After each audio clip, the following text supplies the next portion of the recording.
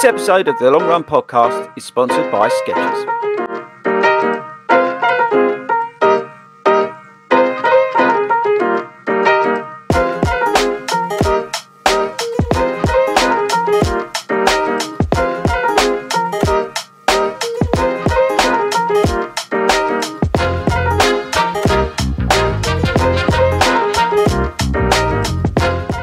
Good evening, everybody, and welcome to a pre-record special with me and young Benjamin.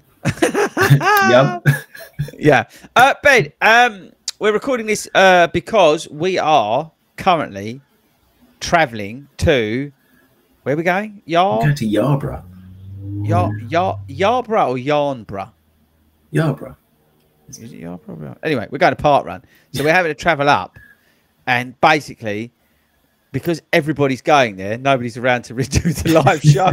So we've had to do a pre-record. But actually, it gives us a good opportunity because for the next 20, 30 minutes or whatever, I thought it was actually a useful exercise with Ben on here to talk about how, and not the sort of like how he's done it, but the training that was involved in effectively taking 30 minutes off your marathon time in a year, but also your other times have come down. Your 10k time, your 5k time, they've all fallen as a matter of the changes that you have made in your training. And I think it's worth talking about because it's relevant for everybody, for all abilities of runner, for all abilities of everyday runner. That if you hear the story and listen to the tips and the techniques and the things that we implemented in Ben's training, that have seen him drop his times. And I think that's where the value is for you over the next 30 minutes.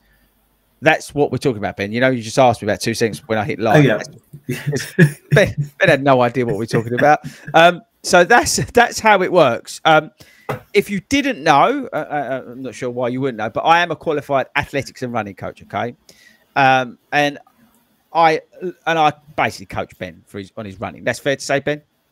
That is, yes. That what you're qualified, or that you coach me, or both? Probably either. True or false? True or false or true. Play a game.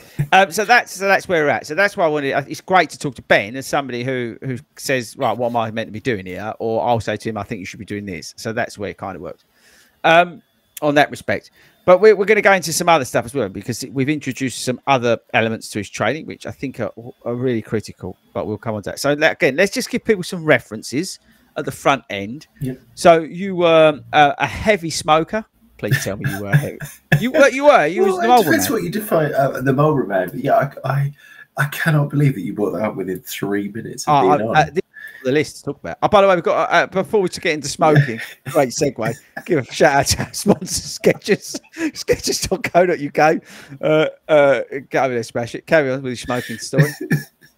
I might fall off the chair. No, we're not talking about that tonight. So I don't know. I smoked, yes, probably 15 to 20 a day. Yeah. I don't know that I would consider that a heavy smoker. My granddad Habit, I'd call that. 40. And yes, obviously Ben's well documented. He likes to let his hair down, which is I think is good. Again, everyday runner. There's nothing wrong with that. But you was. Yeah, so you were smoking, you was obviously drinking, you was working hard, doing all the sort of things, and you were in the terms of the half marathon, you were sort of struggling to break that consistently 1:45 over a year ago. Mm-hmm.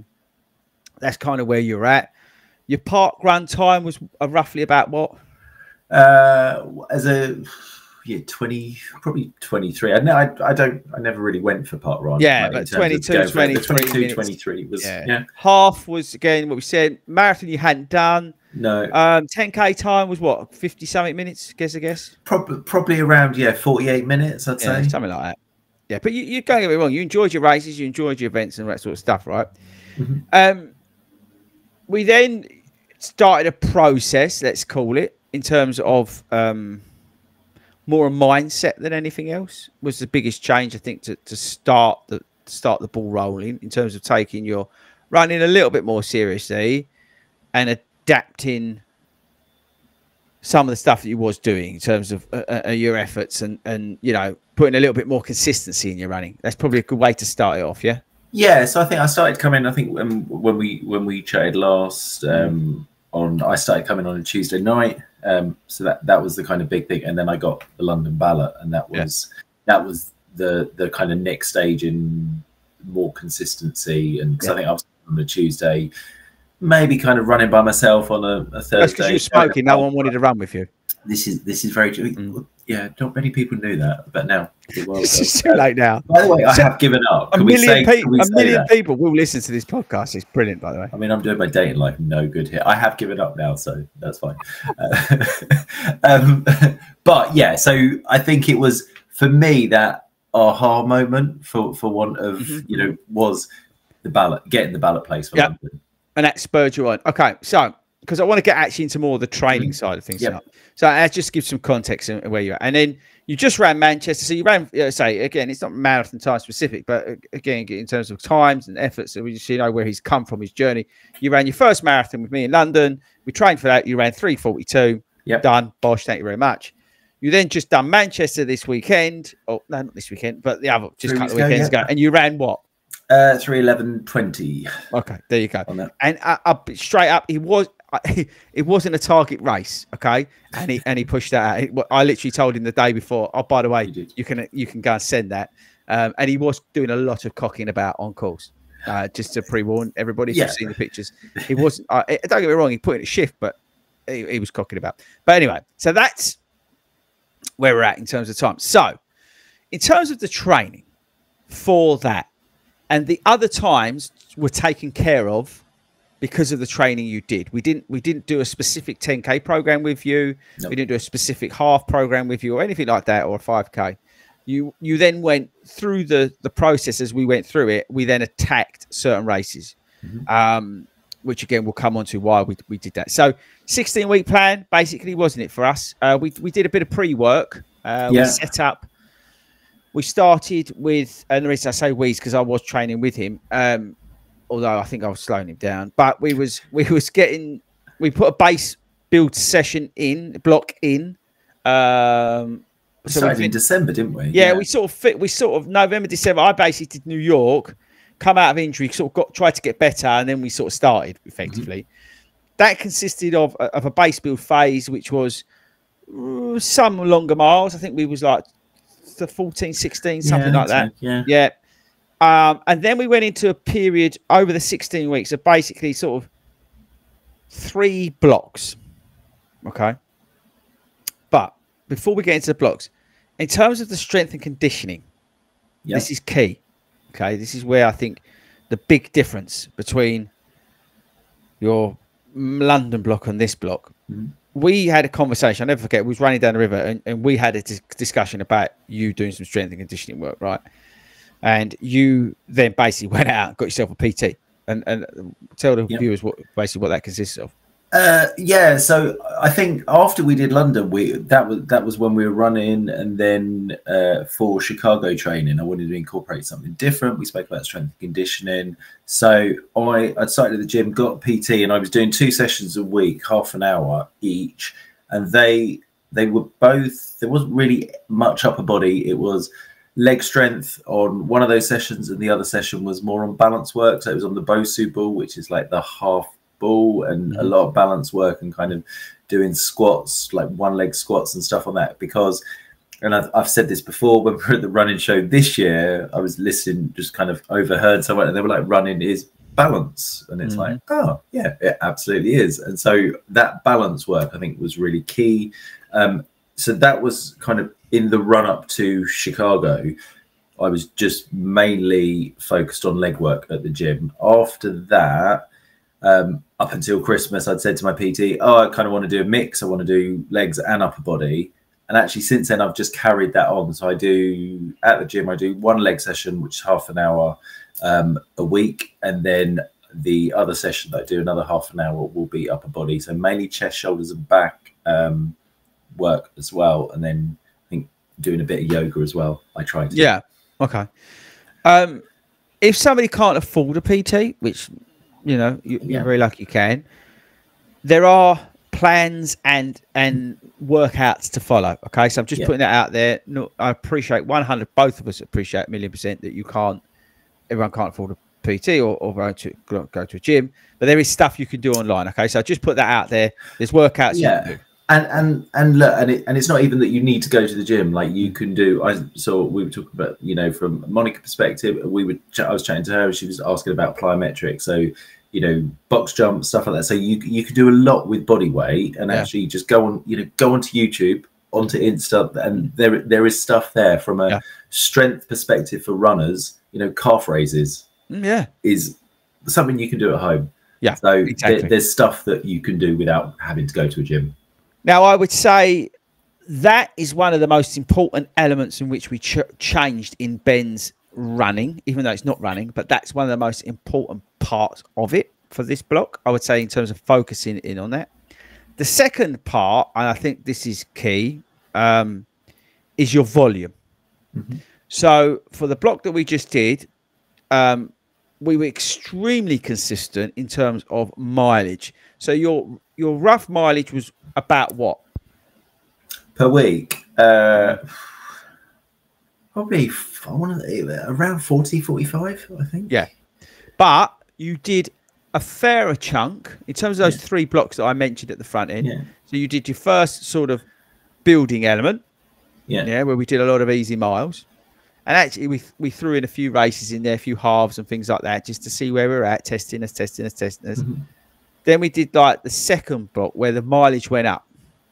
But you was consistently 40 miles, 50 miles, 40 miles, 50 miles. And you was hitting that upper. So your volume, we deliberately increased his volume because effectively where you gone?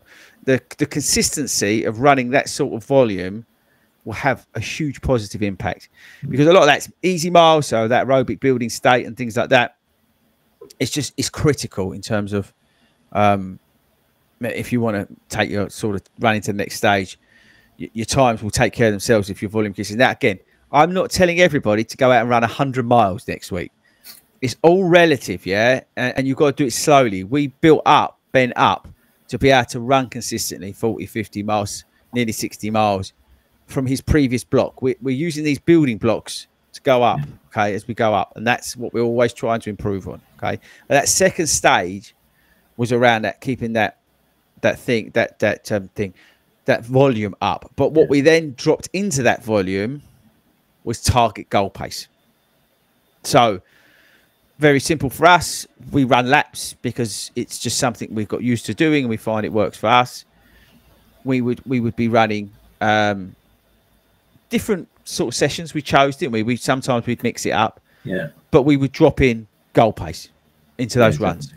Not as much as in the third block, but I would say a fair amount, didn't we? We introduced it. It was something we definitely started to introduce. And just to touch on, I think when I was doing, so one of the other differences that we've changed is when I did my London block, I wasn't running with you on, at weekends. You did my training plan, but I did my long runs by myself. With that, you kind of look back at my Strava, it was really, I was training originally for that for 4, but I know I said to you I was struggling just to kind of get that consistently easy pace, and then throw in goal pace. So that's something we've changed. But I'd also say the volume on the weeks when I looked there, I would say was probably around 35 miles on that. So that's volume that we've increased. But the initial phases, we weren't doing masses of goal pace. It was more building and getting comfortable. We maybe chuck a fraction in, but basically it was all easy. Then we started to layer that in. Okay. Now going back, I know I'm jumping around, but the other thing I think we changed, so going to the final bit that we changed with you, and I think this was the other significant thing. So we've said about the gym. We've said about the what was the second thing I said? So I've just the volume. So I've just seen something else flash up on my screen. So I totally forgot where I was. Hero, ADHD. But the third thing is mindset. Okay, they're the 3 critical things to why Ben's times have gone down, and we've implemented them in the 3 blocks again. We'll finish off with the third block in a second. But the mindset change. You had a summer after London where we routinely tried to break each other. Yes. The reason did I try and break you? No, but you do it quite easy. I do now. Yeah. You do, I mean, you do it very easily now. It's almost like laughable. Yeah. Love it. But yeah, it's we deliberately took you to limits to show you that you could break through. And once you've broken through those on the 10K, 5K and whatnot, you've now found a mental toughness, which is key to this, to break through, correct? Well, yeah, 100%. I think for me, the two races that stand out last summer were Summer Solstice 10K, when you kept lying to me about how long we had to go, and I kept begging you to leave me. And was Southend after that? Before that? I think it was after that. Yeah, no, I think the Southend, it was really hot, and then we sort of got to 5 miles and we went, nah, it's not for us today. Yeah, but I think very much with that, I knew. I think 4 miles into Southend, I said to you, I'm not feeling it. You were like, let's just keep, let's go to 7. And I called it 5, I think, whatever it was. Yeah, we did. And it was just something, because I think I'd got to that point. I was like, and previously it was always, I would go out too far. I'm not saying we went out too fast, but it was just, right, I've struggled now. My mental state would then go, right, you need to walk. You cannot run this. And you wouldn't let me. And yes, I was absolutely broken. And I hated you, genuinely hated you. Brilliant. But those 2 races were a real, it was just overcoming a mental block. Yeah, mental toughness. Pushing through that. I didn't think, I didn't have that before in my We almost traumatized you. Yeah, absolutely. And it was deliberate, because I needed to show you, to be honest with you, that actually you ain't going to die. And if you can hold it, and you're tougher than you think. And now I would say it's one of your biggest attributes is actually your mental toughness. Like you said the other day in Manchester, last 4 miles, I was ruined, but I dug deep and I got it done. Yeah. Right? Yeah. You wouldn't have done that. You wouldn't have done that. There would be. So you look at my splits. It was really, I was chatting to Hero Tracy the other day, and I hadn't seen her since then. And she was like, "Look at your splits. Look, you held like." And I was just like, "That's amazing." That she kind of noticed that as well. But it was exactly the same thing. I'd got to 22 miles quicker than pace that I kind of wanted, and I think I'd said to you, I was on for probably around 3:09. Yeah, 3:08. I think if that. Yeah. And the wheels came off, and I say the wheels came off. I kind of ended up pulling it back to about 8-minute miles from where I was at 7-minute miles. But in my head, I was just like, oh, my legs are so heavy. I just need to work. And then I was like, just looking at my watch and going, you can slow down more. And I think part of it as well was Berlin that we did. That was the one where no, I didn't break you. You were injured, but I was kind of myself. Yeah, but I remember saying to you, Chris, we don't need to walk. We can slow it down even more. Yeah, it was ridiculous. So wasn't it? Yeah, it was. I was like, I've got to slow down here. My back's killing me. I'm done, sort of thing. My lack of training showing up here, and I was just like, and he was like, yeah, but we're still running at like 8:45 per mile. Why don't we just slow down to 10-minute miles? Yeah. And you was like, where you going? I'm like, no, I'm walking. You were like, no, just go to 10-minute miles. You're still gonna get. And it's true. It actually worked. And actually in London, right, it's a similar sort of thing. I was broken after doing that 20 miles at that target pace that I wanted to do, right? So that was deliberate. I said it openly. I was going to break myself. And those last 6 miles, I knew there'd be a struggle. Yeah. But I had to walk to stop myself from going. I was like sort of struggling so much that I was actually running too fast. So I actually made myself walk. Hayden was like shouting and screaming, but I knew what I was doing. I literally just circuit breaker, walked for like, you can ask him, it was like literally 3 steps, and then picked up a nice casual pace. Yeah. All right, I would then speed up. But because I couldn't find that way to really slow down, it was like, I can't slow down, so I'm just going to walk. But actually, because of experience, I was like, no, cut it, go, boom, done, 3 strides. Okay, now I'm going to set off and I'm going to be 9-minute miles. Thank you very much. And again, if you look at my splits at the end of the London Marathon for the last 6 miles, you will see that I was about 9-minute miles. Yeah. Because I kept stopping myself from getting too fast and getting into that state of, oh, this is too much. My heart rate was rushing up. And again, that comes a lot to experience. But it is true. You learn and understand that mental toughness and how to deal with those situations. Yes. And that's the difference between you a year ago. Yeah. Well, 100%. And I think almost with Berlin, we were walking through water stations, and that was our reset. And singing. Absolutely. And getting pictures of policemen. But that was our reset. And so I think for Manchester, those 4 miles, I just kept, and I don't know whether it helped or not, but I just kept, I think it probably did help. So I looked at my watch and I was like, it still said 7 something. And I'm like, and I don't, genuinely, I didn't look, you know, as it clocks through the miles.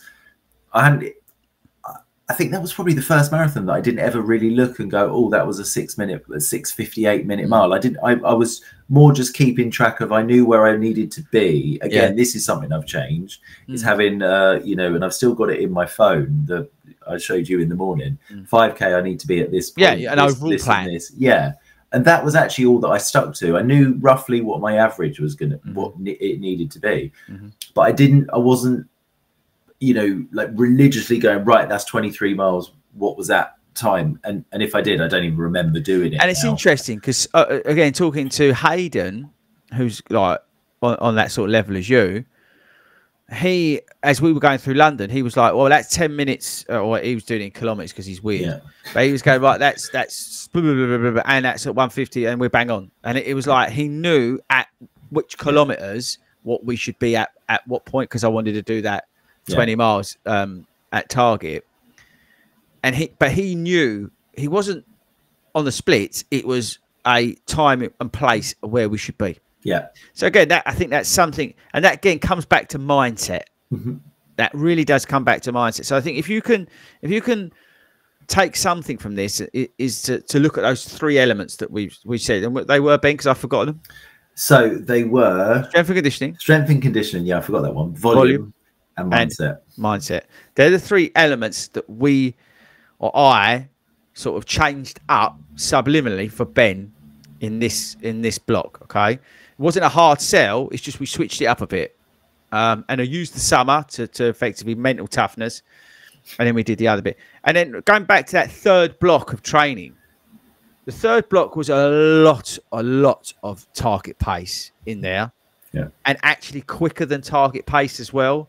Like, so he would routinely, I would send him off on the last lap of our 3 miles, and he would basically just skirt off and do like 2-3 miles at like some ridiculous pace, whatever you basically had left in the tank, wasn't it? Yeah. And it was just about seeing, especially we were using this. I think it's important to kind of say we use this last block as our through block into Berlin. So going into this year, it was, you know, for me, Berlin is, I'm going, you know, definitely going sub 3. It'll be, you know, I'm aiming 255. It's somewhere in the middle.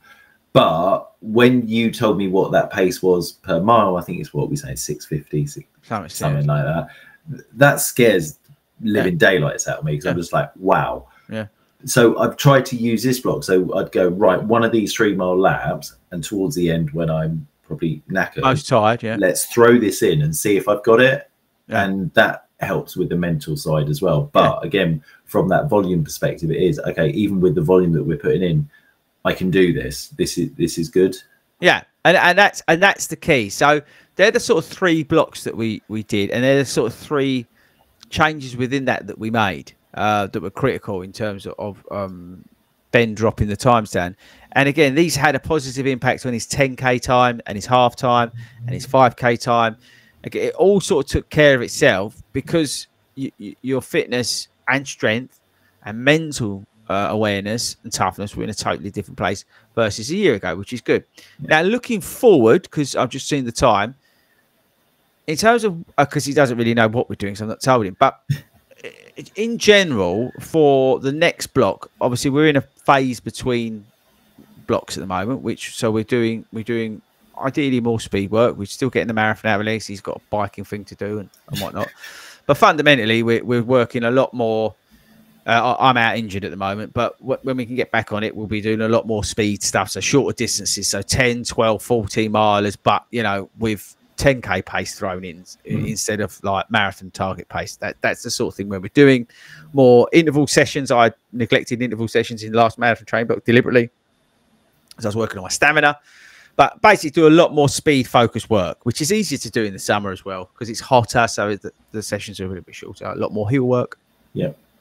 But on the long runs, the other thing that we're doing is we're putting in, we're increasing the mileage, 22 miles, because don't forget Ben is now running quicker. So we want to put more time on feet. I've always said, 3.5 hours is not much benefit really going over that. It's proven, it's scientifically, in terms of you may be doing more harm than good. But I appreciate, some people who may be running take longer need to do more miles in their training. I totally understand that as well. But for us, we're going to be putting more 22 milers in the plan. So instead of like maybe drop the 16 milers and do 18s and 20s and 22s, really to get that time on feet again. Like we famously, because there's YouTube videos out there, we had the worst run ever where I had a brilliant idea of running for 3.5 hours, and it was awful. It was terrible, and we will do it again because it's awful. Yeah. It's really good for you. We ran easy for 3.5 hours. I think, did we end up running 20 miles or was it? We did a 20 miler, and we'd said we were doing 3.5 hours, but on the way back awful. You kept wanting to go quicker, and I kept having to slow you down. It was awful. It was honestly, it was so bad, but we did it deliberately to run that time on feet. It was horrific. It genuinely, he's not exaggerating. No, it was harder. It was harder than running those 20 miles, and we under 3 hours, or was about 3 hours on one of them, or something stupid like that. We was running faster.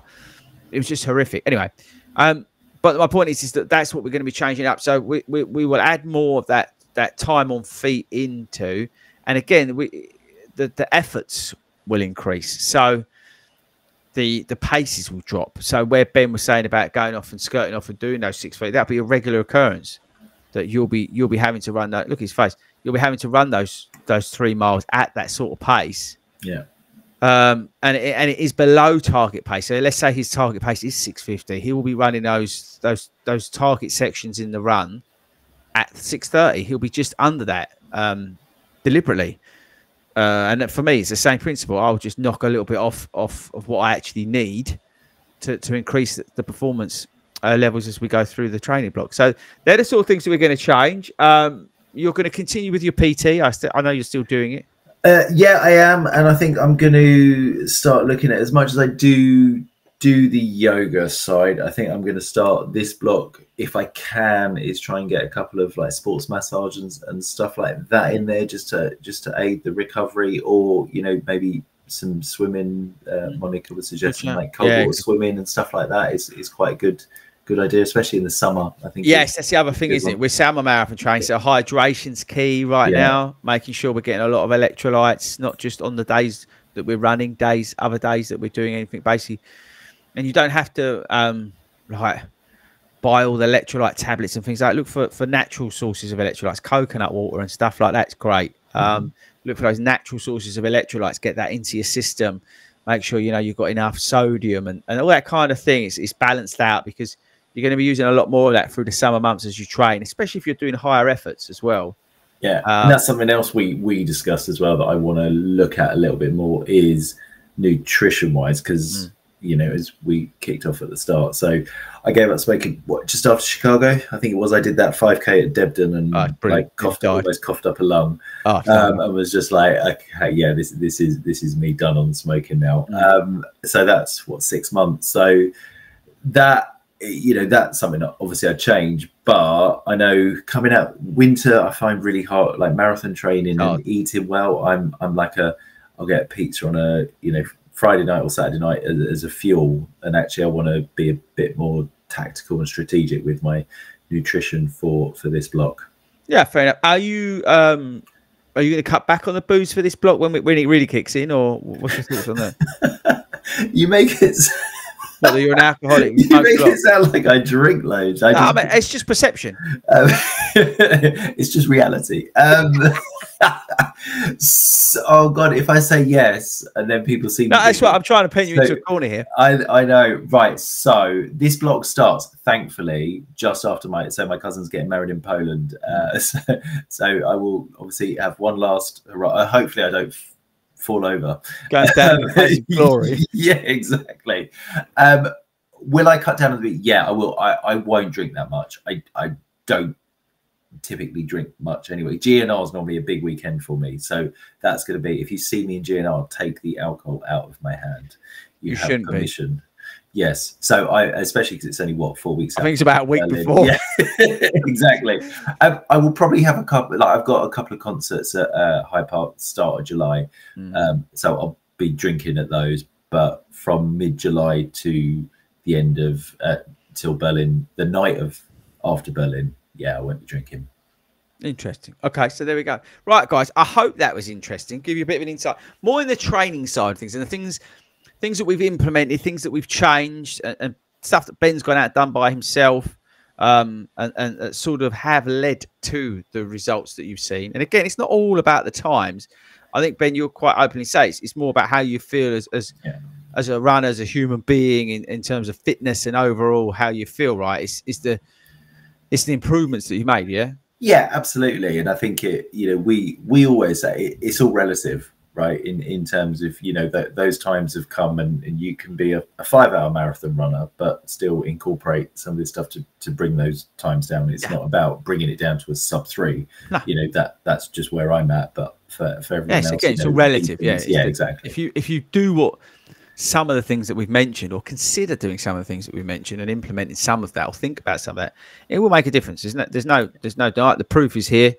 Again, first marathon 3:42, just ran Manchester clocking about 3:11, and his other times have come down purely from the changes of what we've made and the differences that we've done in his training. So yes, there we go. That's it. We shall see some of you tomorrow, because we're filming this now, but it'll be shown in the future. And we're not going to get kicked out of Wetherspoons.